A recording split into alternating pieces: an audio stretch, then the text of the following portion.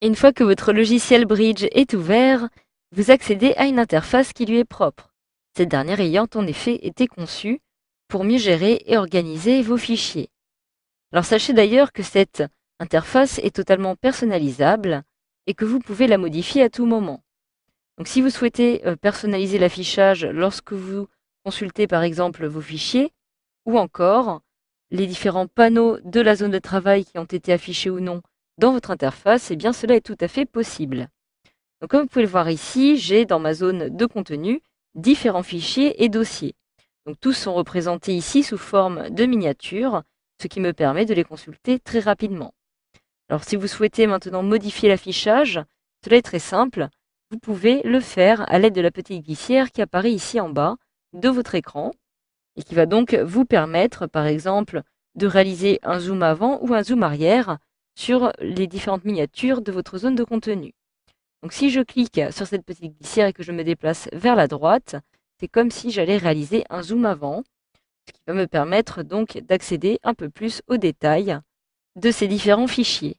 Si à l'inverse, je me déplace maintenant vers la gauche à l'aide de cette petite glissière, eh bien cela va me permettre à l'inverse d'avoir une vision un peu plus globale de tous les fichiers qui sont comportés dans mon dossier. Évidemment, plus je vais me déplacer vers la gauche et plus il y aura de vignettes présentes dans ma zone de contenu. Alors qu'à l'inverse, si je me déplace vers la droite, eh bien je vais pouvoir accéder à une seule vignette qui va être disponible. Donc à vous de choisir justement le type d'affichage que vous souhaitez utiliser. Et vous avez aussi la possibilité par la suite de modifier la forme dont vous souhaitez voir apparaître les différentes vignettes de la zone de contenu. Donc pour cela, c'est très simple. Il vous suffit de vous rendre cette fois-ci tout en bas, mais à droite. Et vous avez ici plusieurs petites icônes. Donc actuellement, comme vous pouvez le voir, j'ai un affichage sous forme de vignette. Et je peux décider de passer à un affichage sous forme détaillée.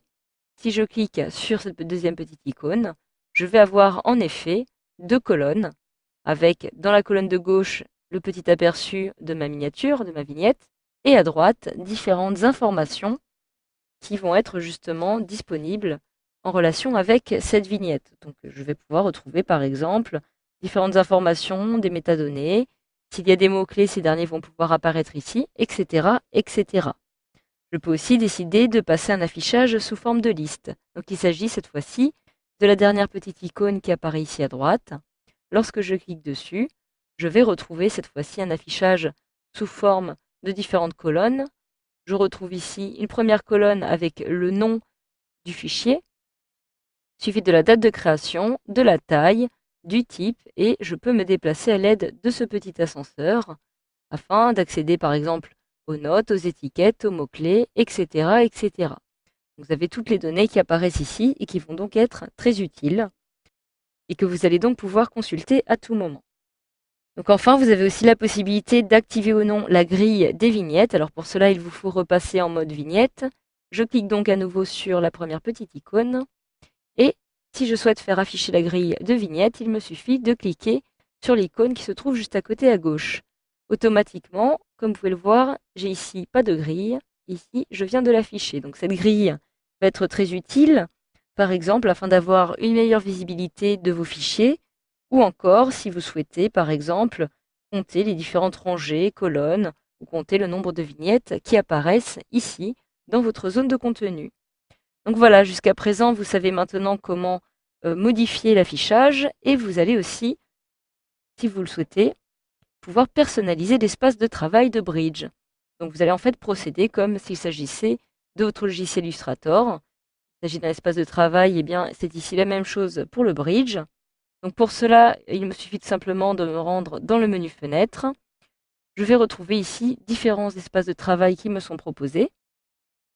Et par défaut, je me trouve automatiquement sur l'espace de travail intitulé Informations essentielles, qui va me permettre de retrouver les informations importantes concernant mon document. Donc, celles-ci vont être affichées dans les différents volets de ma zone de travail.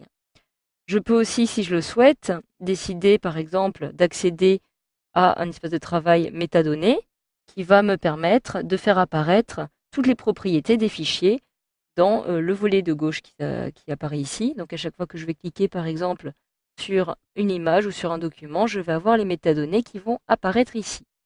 Si je retourne dans Fenêtre, espace de travail, je peux en sélectionner un autre. Donc évidemment, pour chaque espace de travail que vous allez choisir, vous aurez un certain nombre d'outils. Par exemple, je me rends dans l'espace de travail table lumineuse, eh bien, je ne vais avoir aucun outil qui va apparaître. Si je retourne en effet dans Fenêtre, comme vous pouvez le voir ici, aucun outil n'est coché à part barre de chemin, donc c'est le seul outil qui apparaît. A l'inverse, si je retourne dans espace de travail et que je retourne dans Informations essentielles, j'ai ici beaucoup plus d'outils qui apparaissent, c'est-à-dire tous sauf le volet Inspecteur. Donc voilà, vous avez aussi, si vous le souhaitez, la possibilité de redimensionner ces volets, donc à l'aide des petites barres qui apparaissent ici sur les côtés des volets. Vous avez des doubles flèches et tout simplement en réalisant un clic et en le maintenant enfoncé et en déplaçant le volet, vous pouvez le modifier. Je peux aussi extraire un volet, par exemple le volet collection que je souhaite placer à côté du volet contenu. Donc je clique, je maintiens mon clic enfoncé et je peux décider de le placer ici.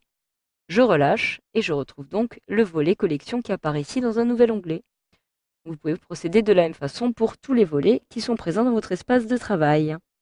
Si vous souhaitez maintenant supprimer un volet, il vous suffit tout simplement de vous rendre dans Fenêtre et de décocher tout simplement le volet que vous souhaitez supprimer, par exemple le volet collection.